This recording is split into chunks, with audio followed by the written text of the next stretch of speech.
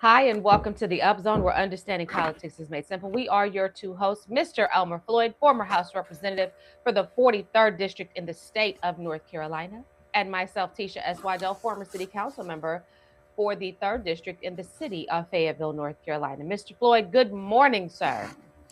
Good morning. It's good morning, and daylight saving time changed Yes, Monday, indeed, and, it did. Yes, it and one of did. my creditors let me know that, you know, How so? so, uh, he called me at exactly 9 o'clock, All right. so I knew that this week would be, not a good week, and I listened. Then I waited to Tuesday. I thought maybe it'll change, but I listened to the state of the city, and then again, that had an adverse effect on me. And He wants it, us so badly. Our mayor wants us so badly to be Atlanta, or like some he wants to be the mayor of a big city so badly that he is willing to try to attempt to fool all of us into thinking that yeah. well, Mr. well, I'm Floyd, just saying. what was your take on the state of the city? I'll sit this one out. What I thought that the numbers was brilliant. Okay, because numbers, says a lot. I thought Yeah. that it was brilliant, the numbers that he introduced. That he stated.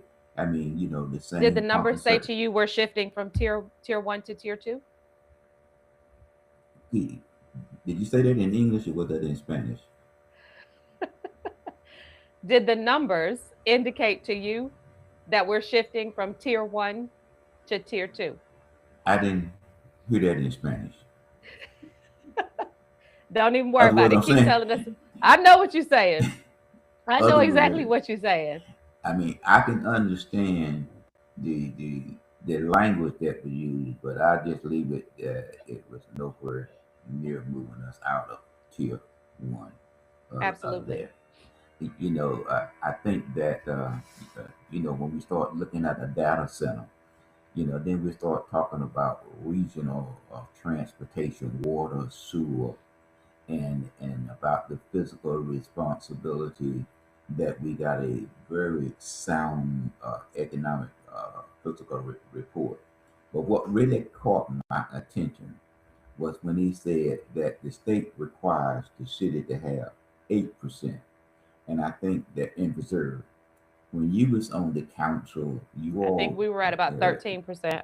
okay, but it said that it's twice that. So that means that you have a reserve of 16% of your overall budget. So Hmm. why did you raise my property tax so great and you push your reserve of 4%? So that's what caught my And for eye. the purposes of now, you remember, Mr. Floyd, we exist to educate. So tell the people about the reserve. The reserve essentially is the savings account of the Yeah. city. You cannot use those funds for recurring expenses, so salaries, Mm-hmm. programming that's expected to extend beyond one budget cycle, but you can use it for other options, other financial obligations that are not recurring obligations. Well, you know, that's what really caught my attention. Say we are much better. So now we at about 16%. As I mentioned, 4% greater than what we were. But you raised my property taxes when you could have actually lowered the property taxes. So, Hmm. and then we talked about 685 coming through Fayetteville and about Greensboro, Guilford County is 90,000 houses short. We are 22,000 houses short. That if we can I think get he's going some. to definitely try to do his part, though, now, especially given the fact that we've got this cricket stadium that's been announced over near the road that he and his partners recently purchased. I think he's going to try to do his part to close that gap on that 22,000 housing Well, shortage, well, unit housing I, shortage. well, I just, I just, I'll be quiet on that. The location and the proximity just, it's just unique. When you look at economic development and long range planning. And Then it's again, interesting because, Mr. Floyd, if you remember, I believe we talked about that some time ago about the we did. possibility. of We this did. athletic complex that was going to be coming to the east of the river area. And it's And so we prime. found it, even at that time, we found it very interesting that he was purchasing that land and looking to do some development over there. But Prime. nothing to see here. Nothing to see No, here. Yeah. no, I mean, but when we look at 685 coming to Fayetteville, we don't have the political power and established to sort of channel that away from close to Dunn. Our political savvy is not, it's Well, not no, there. we've got politicians who are allegedly having conversations with their attorneys and people in the community about buying hotels off of Ramsey Street. So, that those are the politicians that we've got, which I thought was interesting when Well, I heard that it took me hearing it okay, about three times for it to make sense to me. And then I that's realized, Rumorville. That's right, Rumorville. right, right. That's Rumorville. That's out there. It just it just you just have to just listen that Rumorville gives you so much indirect information that that sometimes when they give it to you, you look at it and say, "What?" Yeah, because at Yeah, first I was like, well, why would they care about buying that old rundown hotel down there?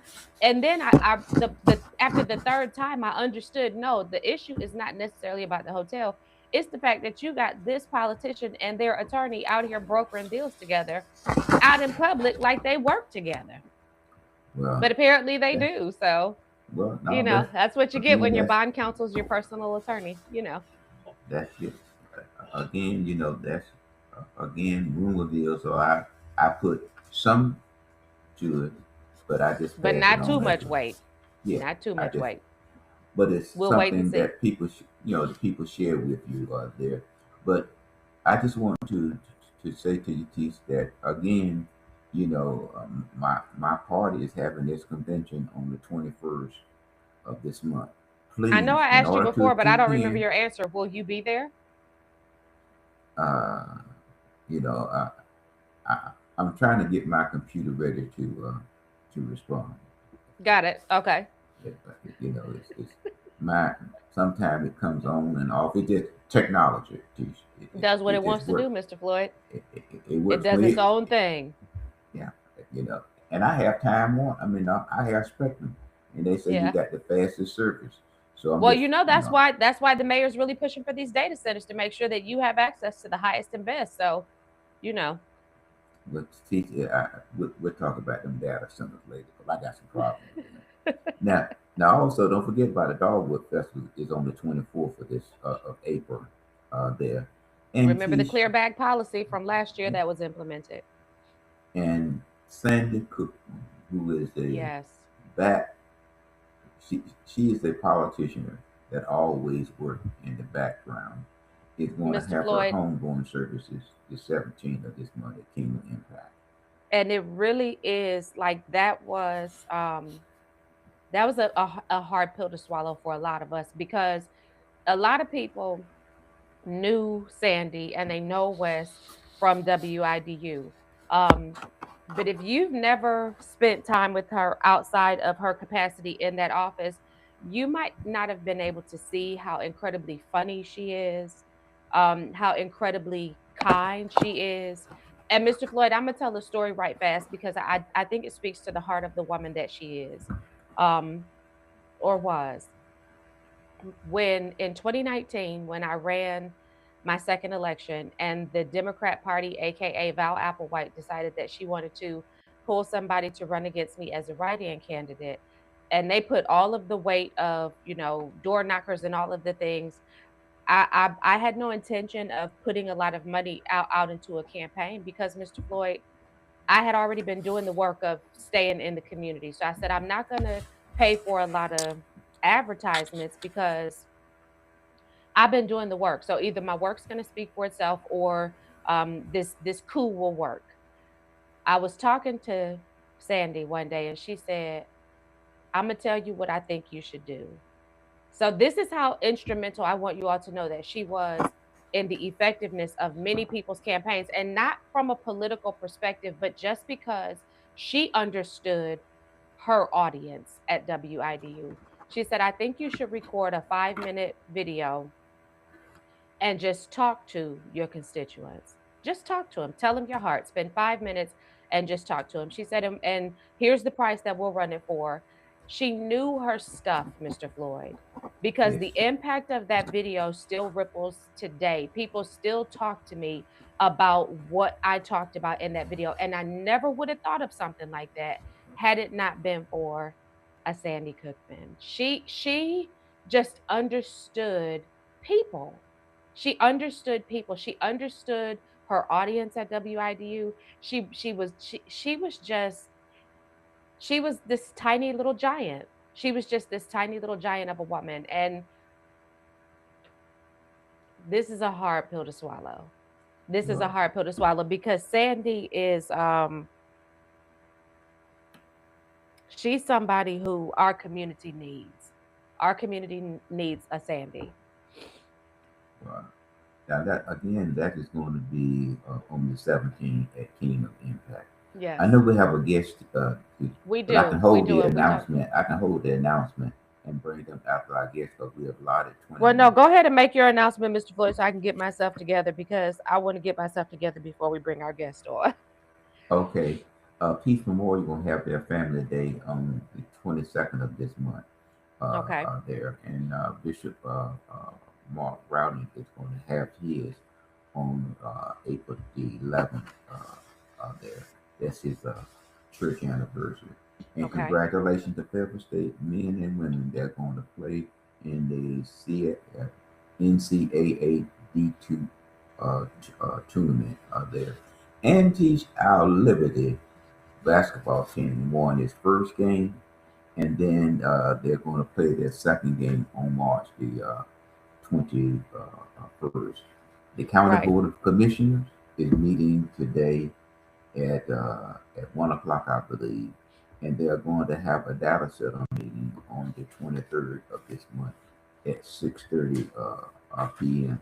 So you get a chance also to voice that concern as it relates to the data center. So, Absolutely. but those are the announcements, and I hope that we still have the school board matter before us. Yeah, we've got plenty to talk about after our guests. But this morning we have Vice Chairwoman Veronica Jones from the Cumberland County Board of Commissioners with us.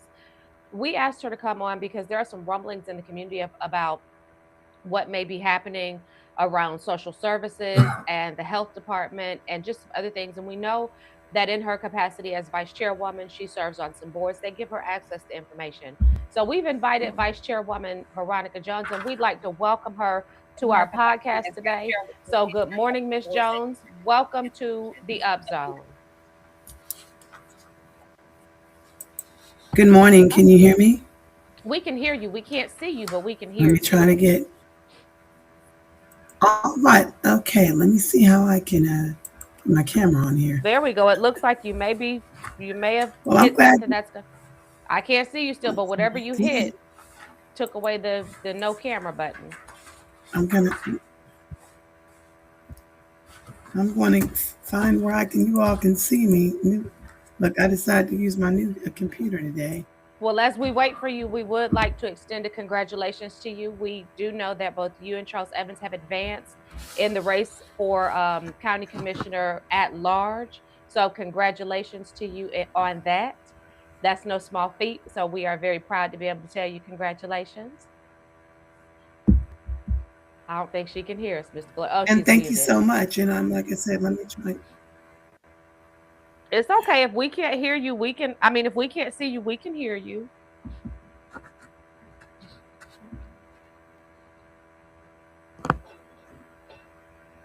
So, Mr. Floyd, while she's doing that, let me, Veronica, do you want to go out and come back in?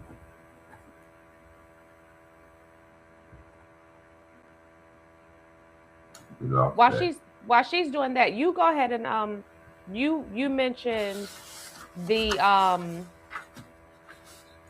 school board. The school board, yes. Let's touch on that while we wait for Ms. Jones. The school board had a public hearing as it relates to the number of schools that they well, the consultant recommendation, which they Mm-hmm. carried through, and they did this. I think it was the early part of February, and they went out of a committee meeting into a board meeting when the public was looking for them to discuss this on February the 26th. So some members of the board and the community feel that it was a rush. You went out of a committee meeting into a full board meeting. And sometimes when you do that, that's why you have a legal counsel available to you to advise you on what steps that you need to take before you advance. And that meeting on Tuesday night, I mean, it was the makeup of the community was really diverse. It was young, it was old, it was uh, faculty members. The whole There was a total disagreement with Mm-hmm. the plan, and the minority community felt that they were feeling the birth of the change and the closing. Mm-hmm. And so when they look at like Beaver Dam School, they they push their school as a community schools. Okay, so and then you had Mancy Hill that look at theirs. Mm-hmm. Those two was the first initial change uh, that were made. Then they came back and said we're gonna close all county uh, year-round schools, and Mm-hmm. that really upset a lot of parents who look at the year-round school. Then they Mm-hmm. looked at closing LV Whipper, and then they looked at closing Ramsey Street School, and I think it was to send them to the school on Island Drive. There was a Mm-hmm. concern about that. There was a concern about Reed Ross, closing Reed Ross, which Mm-hmm. is just about a new school there. And then they was talking about the building of schools with the $160 million there. And then too, they said that we will close Ferguson. Now we Mm-hmm. will build a new school at Ferguson and close. I forgot the school that's off Bragg Boulevard. And Mm-hmm. with all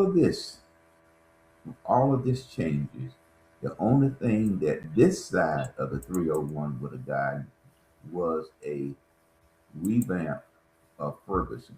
Now, remind you now, they want they will then come back later on and ask the county to float a $300 million plus bond issue. Right. So, what's the benefit of me voting for a bond issue when you don't close all of our schools? And Right. Mrs. Anthony and Mayor of Spring Lake, she was Mm-hmm. very upset because they if Who, you by the close way, it, we still are trying to secure a date to come onto our podcast because I think that it would be interesting to have a conversation with Mayor Anthony. They've got a lot Mhm. going on in Spring Lake, and often they are underrepresented in terms of media coverage. And we would love to be able to provide her a microphone and just see what's going on. Ms. Jones is back on. Let's see if we can get Vice Chairwoman. Are you there, Miss Jones? Here, I don't know why my camera's not showing, but if you can hear me, I that's the would love point. to We continue can hear you just because we fine. We got can hear great you. things going on. I, uh, I've Absolutely. reached out to my IT. They'll try to fix that, but let's continue on, please.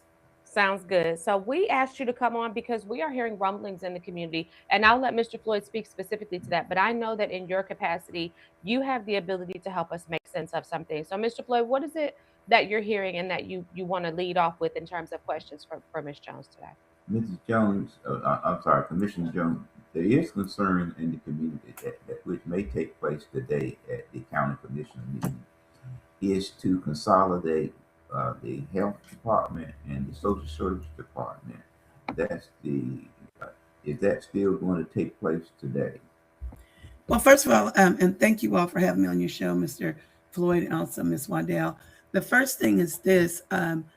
What happens is during our work sessions, we are allowed to have what we consider and call a commissioner's request. So actually, Commissioner Tyson, he has requested a commissioner's request to that of consideration to explore what we call a consolidated human services agency, which is a CHSA, of which in order for that to even take place in regards to conversation or have direction of our staff to look into it, it has to be a consensus vote.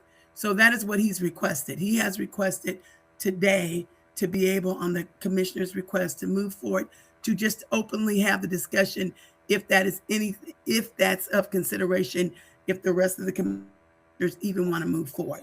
That's our policy and procedure.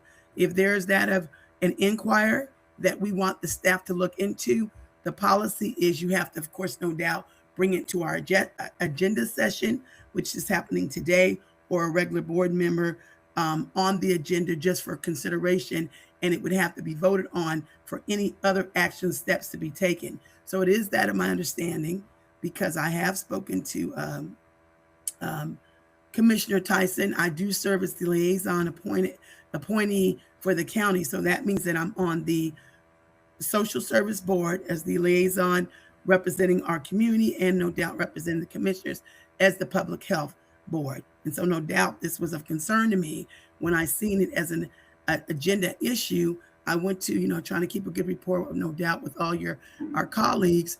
And I directly asked Mr. Tyson what was the intent behind having it on the agenda.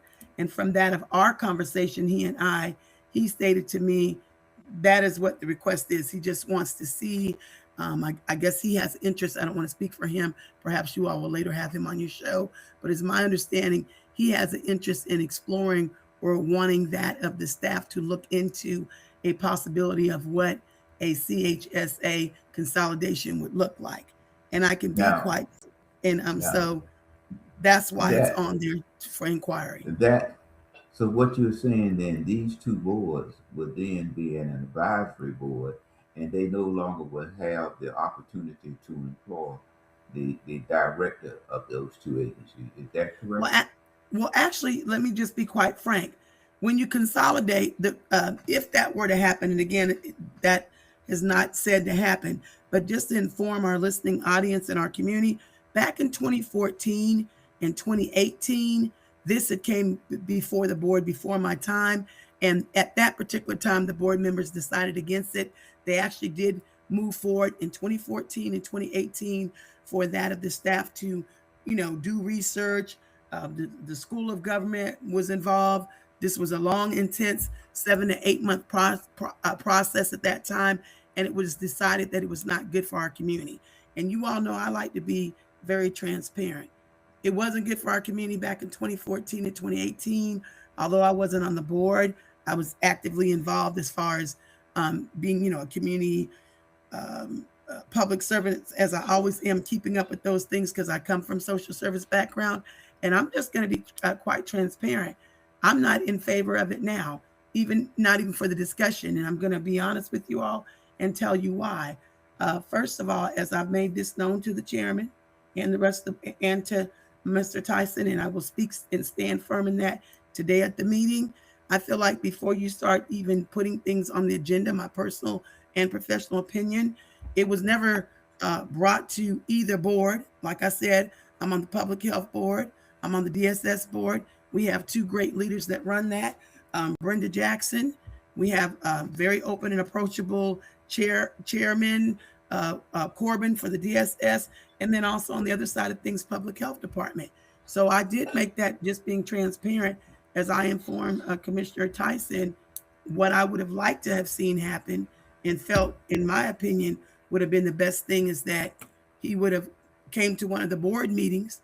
I mean, now I'm speaking of the public health board or the DSS board, and I've recommended that to him, and would have requested a meeting with both of the directors, both of the chairman, and myself. And again, respectfully, that's not to throw him under the bus. People, want to go about maneuvering things in their own way.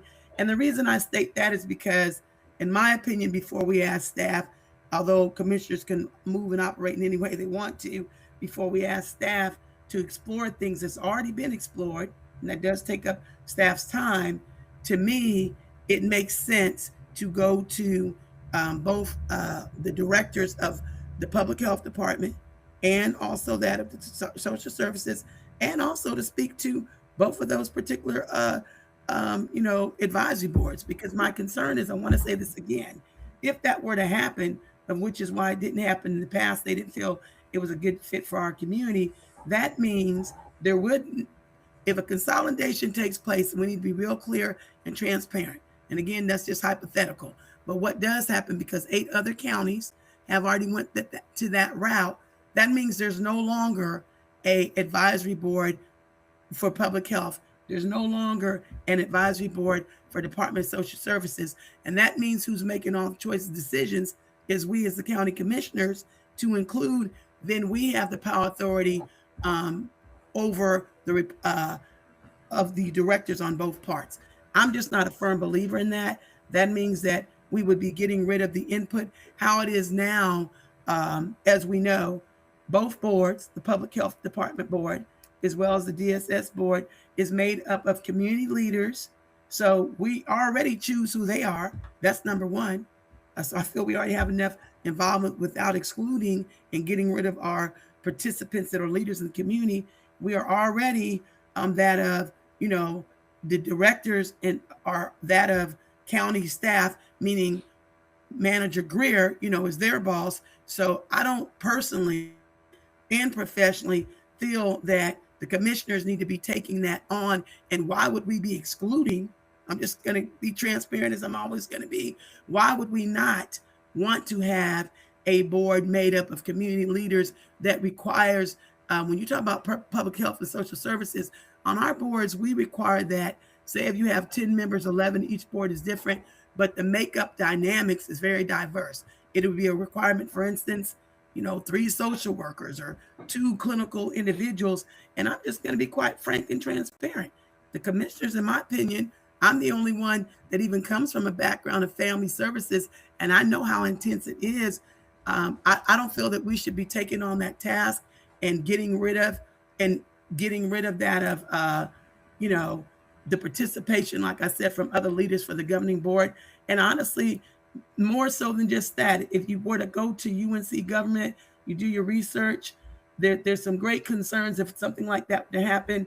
They didn't think that it was beneficial in 2014 or 2018.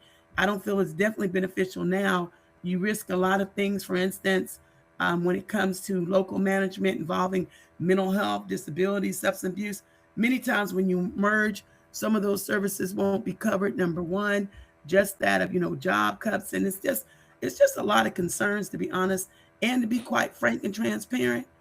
The real answer is why now, number one, and what is the issue? We have 2 main leaders. So that was going to be my question to you, Veronica, that I'd like for you to, if you can speak to, why now, and what are they presenting as their reason? Well, that's what I'm looking forward to hearing today, because I want to let the public also be mindful of this. We, meaning the Public Health Department and DSS in our community, I'm very proud of the work they've done under Brenda Jackson, Dr. Green, and their entire team.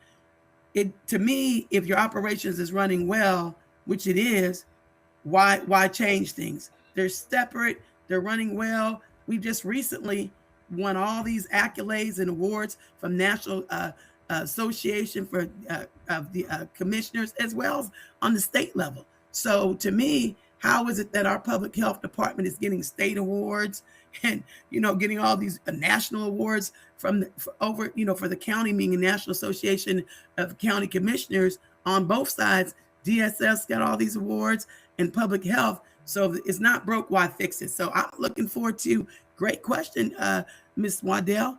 I need to know myself, which I'm gonna be point blank asked that question today. If something's not broke, why are we trying to change things? That's a great answer that I encourage our community to ask. I can't state it enough. Like I stated, it's under great leadership and it is working effectively. We're a military community, and the only answer I've been given so far as a answer to even exploring it, because I'm gonna be just transparent. When I asked that same question, I was just told, well, other counties, it might be good economically. Other counties are doing this. And I want to make this clear to people. We're not other counties. We are adjacent to the largest military base. We have a military community. We're not Wake County. And by the way, I brought up Wake County. They did a consolidation only to flip it of recently to go back because they said it wasn't effective for their community. In other words, they merged their 2 systems together. their health department and their health department, their DSS, it did not work cohesively, and they are in the process of which just of last month of taking it back to the other way that it is. And as the liaison, being quite transparent, I have had the opportunity as my job and responsibility to protect the best interests of the community.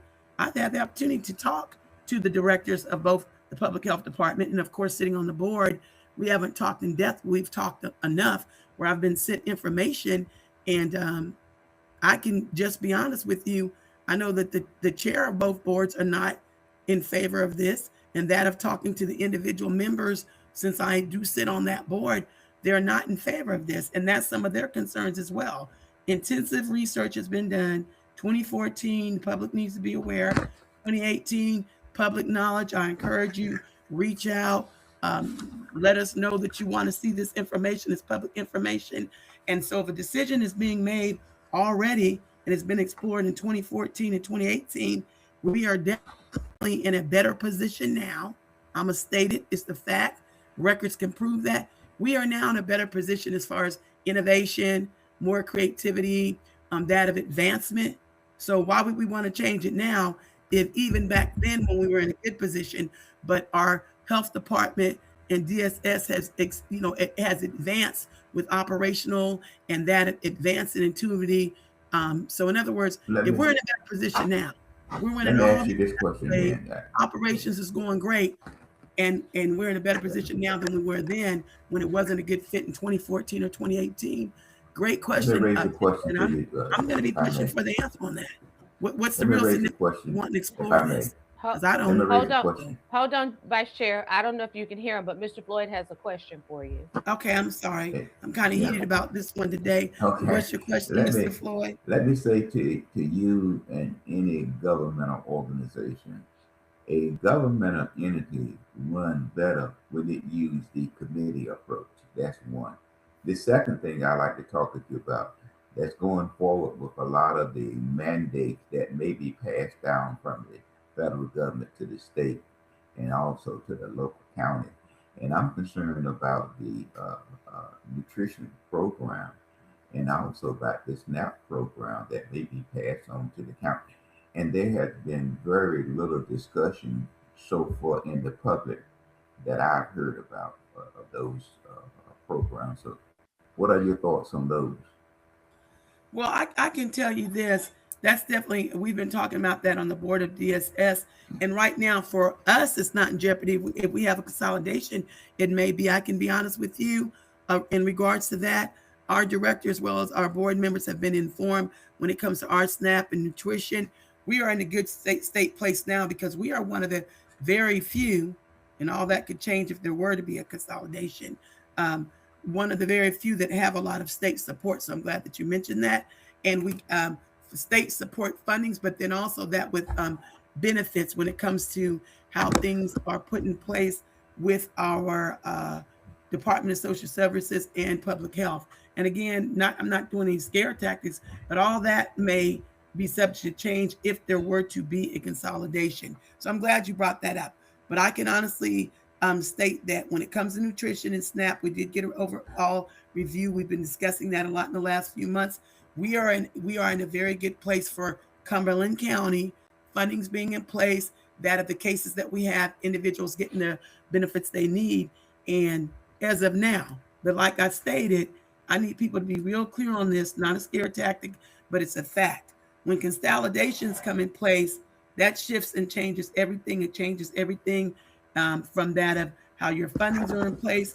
It would definitely, like I said, change things in regards to benefits for even right now. Like I stated, public health department employees as well as DSS are county employees. All that would be very subject to change. I encourage people, definitely going to send this information to you all by email that I'm looking at, and that it's called consideration when creating a consolidated human service agency. And it gives a lot of the pros and cons of which primarily for our county, it was more of a, the cons outweighed the pros, of which is why it was voted down in 2014. I want to reiterate that in 2018, And I'm just going to be quite frank, and I was very transparent. I like to keep a good rapport with all of my colleagues. I've already made it known to Chairman Deviere. That's the only person I've discussed this with as liaison. And also I've made it known to not Chairman, but Commissioner Tyson, that I won't be in favor, and I will not be in favor of voting today or anytime, not even into exploring the possibility. So you get it straight offhand, firsthand, so it won't be any surprise. When you hear it at 1:30, I am not in any favor to even consider having staff go down a path utilizing staff's time and resources, because no doubt, respectfully, I say this, they definitely have responsibility. They have more their than hands just, full. right. They have their hands full, more than just that of requests from we. They do work with us, no doubt. So yes, and when something Vice is Chair, I already want to ask you one more question. I want to sure, ask you one more question. sure. And the question that I have for you is procedural, because I want to make sure that our audience understands that the process that something like this would take to go from idea to inception. So when we think about concept, how does this go from conception to inception, Veronica? If it, I'm sorry, Vice Chair Jones, if it were to be so, what's the process? So the process would be today at today's meeting, as it's already been public knowledge on the agenda. It's called a commissioner's request. Commissioner Tyson has put in the request of subject matter just for discussion. So discussion means we're going to discuss today. Is there even enough interest? You need 4 votes or more to move forward for a direction for staff to even explore. And exploration means just of that, for the staff to take movements as they have in the past to look into connecting with the UNC body of government and doing that valuable research to see what it would look like for a consolidation to take place. But in order for Amen. that to even move forward, what has to take place is that of open discussion today among commissioners that will be there. Another concern I have, because I'm just going to be honest, I'm probably going to ask for that to be put on hold. Ms. Council won't be there today. Feel like this is a big decision. As the board is aware, Commissioner Glenn Adams will not be there. We knew he was going to be out of town. So even discussing this without all board members there to make a decision, even to see it should be explored, I'm not even in favor of discussion, to be quite honest, because certain board, some of the board won't be there. That's just my take on Okay. that. Could you not? But Could that you is the not pull that process. item? Could you not pull that item? Right. Thank you for that exact word. That is what my request is going to be, is to pull the item. And again, you have to vote on that because I didn't put it on there. I just being transparent. I don't have any issues or problems, but I like to be transparent. I have asked for it to be pulled. Respectfully went to my counterpart, and asked him to consider doing that. And that's not what, as I know, unless he changed his mind at 1:30, Mr. Tyson, when I went to him as the liaison, and y'all know I'm gonna be transparent, I felt like there should be a better way, decency and order. Boards could have been talked to, the 2 separate boards. That wasn't done to include the directors. So I respectfully went to my counterpart and asked him to pull it. And so, maybe he'll change his mind by 1:30, but I'm going to be transparent with the public. I don't feel it was done in the manner it should be done in. And Well, let so me say to you, I will be asking for it to be pulled. Now, I'm gonna be honest with you all. I don't know if I'll get any cooperation with that, but I'm going to be asking that. I've already asked once, and I'm going to be making. I'm glad you all show gets the first to hear this, because I'm standing by that of what I said today and the reasons behind it. I'd like to know what is the significance. We have, like I said, 2 great leaders, Dr. Green and Ms. Jackson. They're efficiently running everything. Nobody, and I want to make this clear too to our public. Nope. I serve on both boards.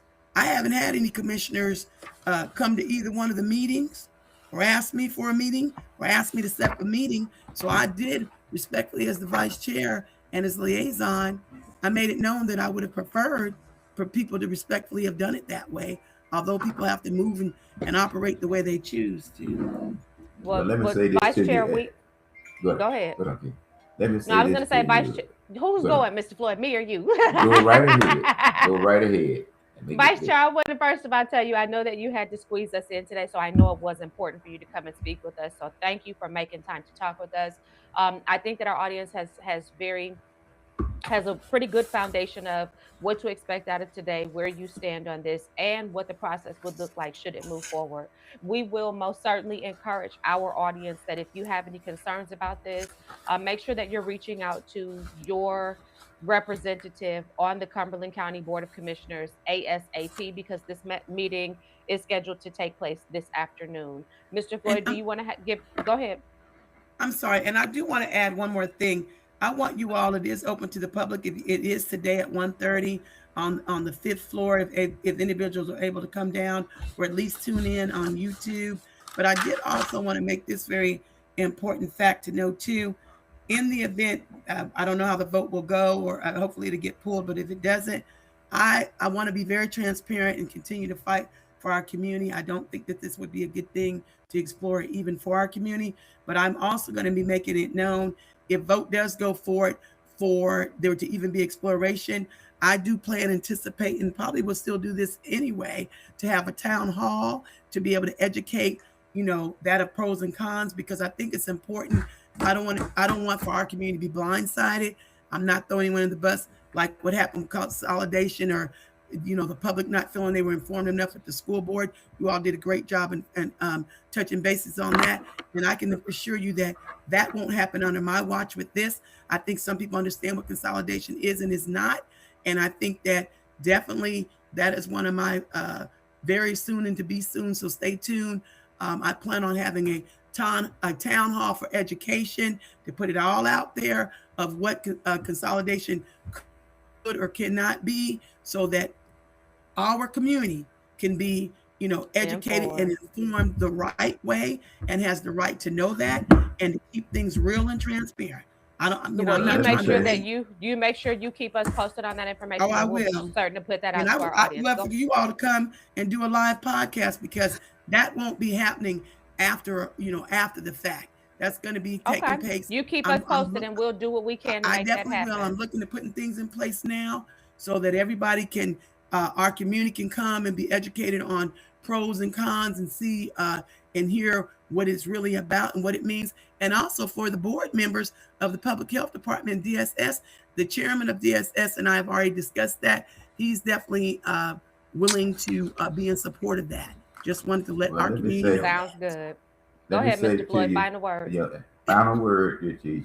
Remember, Commissioner Jones, timing is everything to certain people. You mentioned that 2 commission members that we knew would be absent.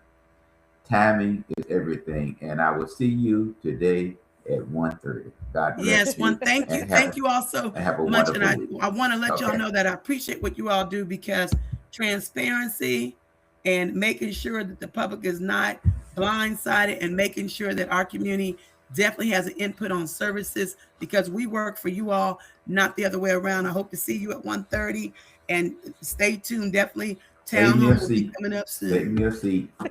Have a wonderful day. Thank you, Vice Chair. Appreciate you. Bye-bye.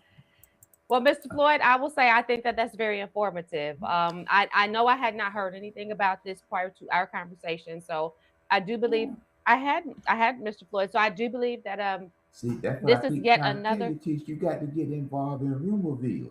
See, that's that.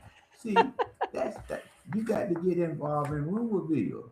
And people need to be watching our podcast. This is another example of why people need to be tuning in to the Upzone, because our objective is to make sure you understand how politics works, so that it can be simplified, so you can be involved. Now, bear in mind that timing. It's everything. It's everything. And they know exactly what they're doing. They know exactly what they're doing. Rumorville knew that Glenn was not going to be there. Absolutely. Okay, that's what Rumorville, but they know that because of Commissioner Council of Illness, that she would not be there. Absolutely. So timing is everything. But I did. And Mr. Floyd, I want to say this. And I love Commissioner Council extremely. She has been a mentor to me politically. She is dynamic. She is a part, when we talk about women's history, she is a part of the fabric of the women's history in this community. I will say this.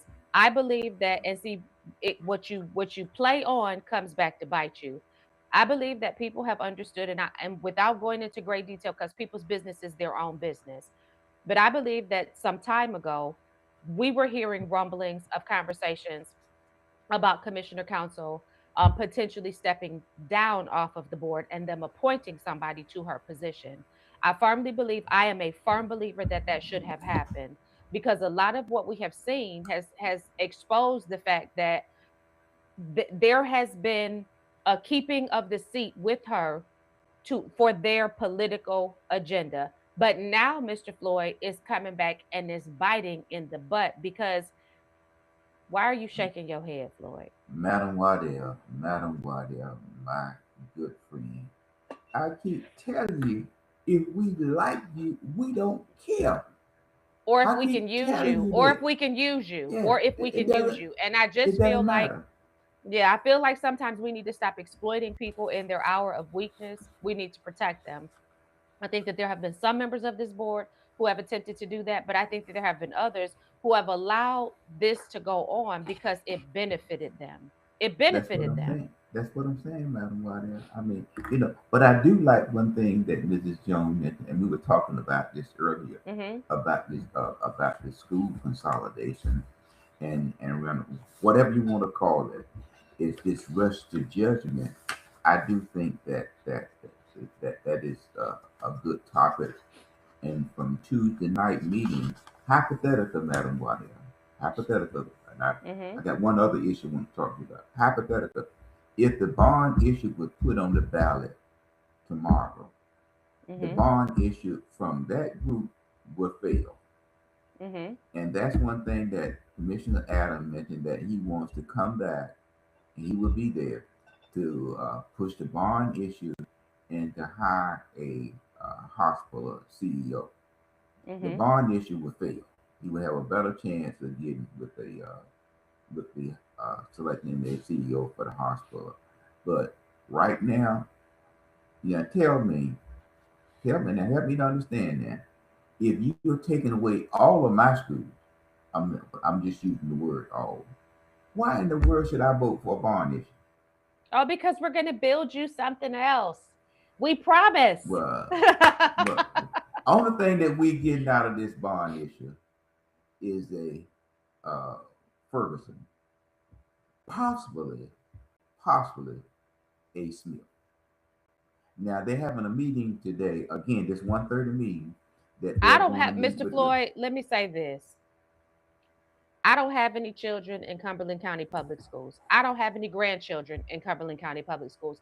I took my children out of Cumberland County Public Schools in 20, I want to say 13, when at W.T. Brown, and y'all can check this because it's on record, it's in the Fayetteville Observer. When in 2013, the school that my children were attending, W.T. Brown, without notice to the parents, decided to change the calendar from year round to a traditional calendar. That was a problem for me because it was a school of choice, and I had selected that school based upon the fact Uh, that it was year round. Mr. Floyd, that's why I've been telling right. people this is an old debate. This is not new. So when I made the decision, when I recognized then, because here's statistically speaking, let's talk about statistics. Statistically speaking, children, particularly lower economic children, which in 2013 was where my family qualified as. We were lower economic. I think I had just stopped getting food stamps, but I was basically poor, Mr. Floyd, according to Mhm. the labels that society utilizes. Our children, statistically, children of color and children of lower economic status, fare better in year-round schools. Their scores are better in year-round schools. Why? Because there are not big batches of time where they are not learning. There are not big batches of time where they are not in an educational environment. They get breaks to be able to go home. The teachers perform better because they have these built-in break systems that give them a chance to reset and come back ready to do their job. So I specifically chose that system for the benefit of my students. When the school Well, board decided to just arbitrarily eliminate that without due process, because they never informed the parents, and they were required, the steps that were required, they did not follow. I didn't know as much as I knew now. So me and some other parents got out and we went to the school board and we petitioned and we picketed. That is how I met Carmela McKellar Smith. I met her at a school board meeting about this issue. The woman who we had on about the project six, you know what I'm talking about. yeah. Okay. So Mr. Floyd, all of that being said, this is not new to me. And the way they're moving doesn't surprise me. But it also, because I'm not invested anymore, Well, let me ask you that y'all again. people who have these kids in these schools, y'all better get out here and show up. Teach them about, the question of there is like you asked me whether or not I'm going to attend a meeting. So if the bond issue come out tomorrow, I suppose that you'll be supporting the $300 million No, I bond. will not be, because it does not, listen, it does not directly benefit me. I will not be supporting that. And I do not feel like it is a benefit to the students that need it the most. So I will not be supporting that. But teach, you know one thing about foreign schools that you all would like to talk about? I want to compare Fayetteville with Raleigh, Durham, Greensboro, and Charlotte. Foreign schools have their kids in school longer, okay, Oh, than the absolutely. traditional 9 months, okay, Absolutely. and their student retain more. You look But at the you foreign have to, students but that's you come have over to here. remember that the education system was implemented by the Rothschild family. Their objective was to create worker bees. That was the objective. The calendar, the 9 month, 3 month calendar was based upon the farm schedule, because the children needed to come home to be able to help the families harvest the crops. Mr. Floyd, we don't have farmers in this community anymore in a vast number. And the Mm-mm. people who have farms have hired help. Their kids are No, not no, no, the ones who are. no. Let me explain to you, Madam Guardia. Now, I know you in heat and air, this is, you know, but now we have these vehicles that are electronically picking the crops. Okay, Well, the that long they and the can short of it sit is that they this can sit in calendar is there. antiquated. Yeah, they can sit in there and use the cloud to tell them and keep that equipment right down Yeah, that road. Technology. yeah. So we're But not our picking the crops educational now. system is antiquated. It's antiquated, it's ineffective, and we keep putting money into an antiquated system expecting state of the art results just because we slap a computer in a classroom, and that doesn't translate. And we're seeing that in the grades, we're seeing that in the output in the community, we're seeing that. So something else needs to transpire, and I don't think that we've elected people who are bold enough to call the problem, and then innovative enough to articulate a That solution leads that doesn't look like what everybody else expects as a solution. that leads me to another point of Hmm. this meeting at 1:30 today with the County Board of Commissioners. Yes. Also, it's my understanding that they are going to ask the Cumberland County delegation to help them attain $98.5 million Mr. Floyd, the to same help with delegation who understands that if the governor gets upset with you because you vote against his party his wishes. perspective, he's going to His penalize wishes. you. That same party? Yeah, yes, they are going to ask them to help get 98.5 million. And I sent you an article, not You want me to put for it us to up? read. Just put it up somewhere that as we exit, that the community can read this article to see why that the Cumberland County delegation will not support this because they will be targeted. The Now, do you governor want me to just put did up the Cumberland County article or the one that we talked about with the targeting? with the targeting.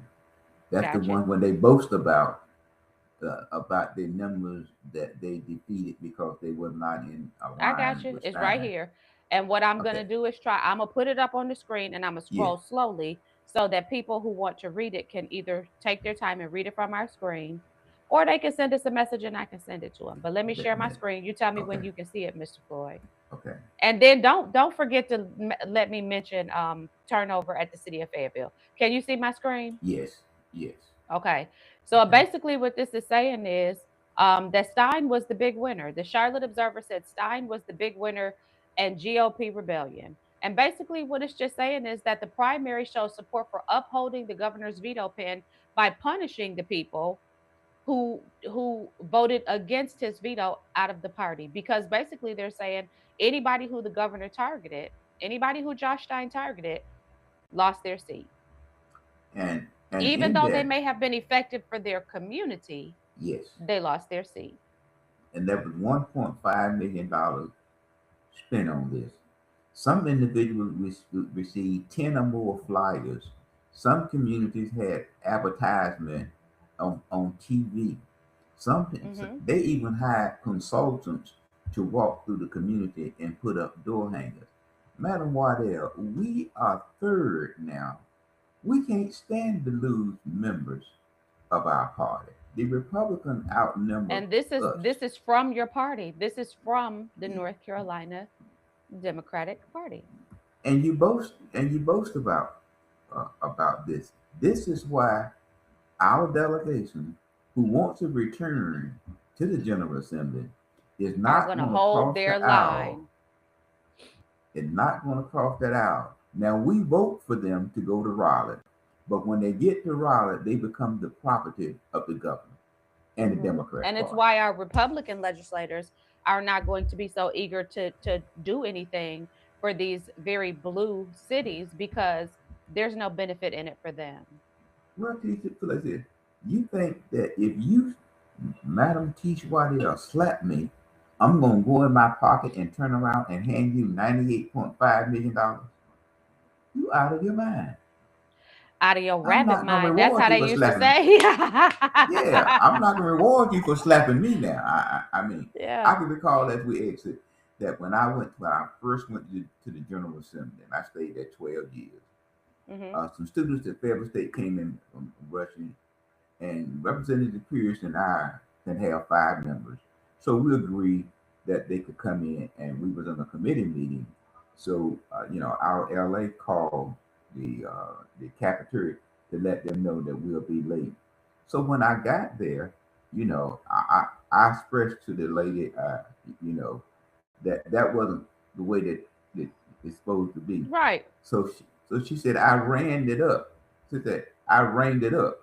I said, well, I want to pay with my credit card. She told me that no, I rang it up in cash, and that's how I want my money. So I went to talk to her supervisor, and she retired, from the legislative building. But that was the first time I went in there, and I And the didn't go back last. 12 years later. Okay, Mr. 12 Floyd, years speaking later. about not So I'm coming not gonna back, pay you discrimination. speaking about not I'm coming not gonna pay back, you discrimination. the city manager did not lose his job on Monday. So Yeah.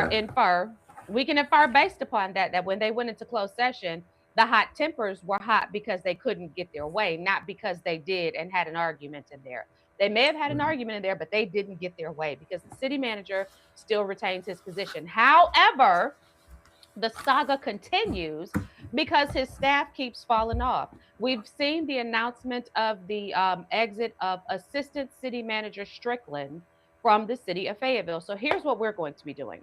We're going to be taking a look at the organizational chart to see if this turnover is indicative of anything, whether the turnover is natural turnover that we should expect to see over the course of time, or if it's an indicator of something more serious.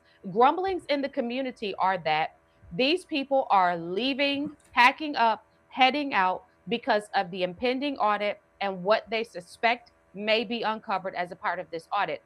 Or, again, just grumbles in the community, or that they are leaving because their working conditions have become unbearable because of the relationship between top tier and city council.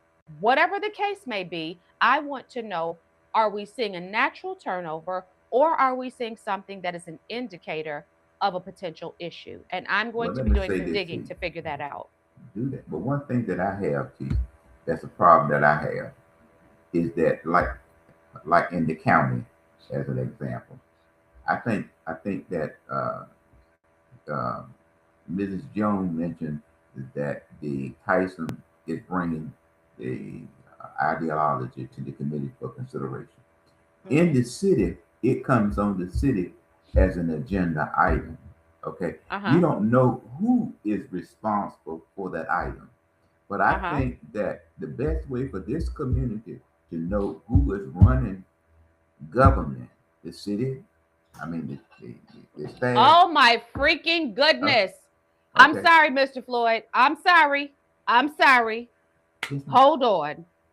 Hold on. Hot off the press. I just clicked on Mr. Floyd. I'm sorry. I Mhm. apologize for interrupting you, but I just clicked on the chart for the organizational chart, and I want you to see something. Michael Gibson is now listed as the interim assistant city manager. Michael Gibson is the director of Parks and Rec until most recently, I guess, as um as Miss Strickland has transitioned out. He is now listed as the interim assistant city manager. Mr. Floyd, let me tell you why I'm, oh my goodness. And now I like Michael Gibson. I like him tremendously. Anytime I need him to do something Parks and Rec wise or answer a question for me, he does it. This is interesting. This is interesting. I'm going to withhold comment for now. I'm going to withhold comment for now. But I want you all to know that this is an interesting turn of events. Now I'm gonna have to go back and look at our other podcast to see was his picture up here before, and I just missed that it said that he was an interim assistant city manager. And I need to figure out how long he's been in that position. But as you can see now, we have two assistant city managers left: Jody Phelps, Jeffrey Yates, and now an interim Michael Gibson. The city of Fayetteville used to have a deputy city manager. That person used to be not Kevin Arata. His name was, it'll come to me in a little bit. But he, ever since he's been gone, we've never had another deputy city manager. This is interesting to me. Mr. Flood, I'm so sorry for interrupting you, but I went to go see if she had been removed, and she has since been removed. But that's this is interesting. This is interesting. Well, Go ahead, Floyd. no, I just, it's somewhat frustrating, but I just hope that our audience would understand that what we're trying to do is to get you to see how the game in politics is played. And I said before, on the city council, it comes as an agenda item. You don't know who is bringing forward the idea for the staff or the county, or the city council member. But in the General Assembly, in closing, if you introduce a bill, you are the speaker of that bill and talk on that bill first so the general public can know what is being ran. Okay? You don't have to wonder who idea this is because when it comes up, you have to speak on that matter. So I just want to say thank you, Madam Waddell. Thank you for letting me talk about the school board. Thank you for having Mrs. Jones on. And uh, and I'm going to give you one suggestion as a senior citizen. Yes, sir. You need to start paying more attention to rumor here. Okay. You have a wonderful Well, weekend. yes, sir. And y'all know how I feel about justice and righteousness in Jesus. So I'll just remind you if you don't, there is no justice. Go ahead. Teach, teach before we end. I was talking to one of my classmates in Rocky Mountain, and she told me that Representative Willingham was part of that group that the governor, uh, ousted.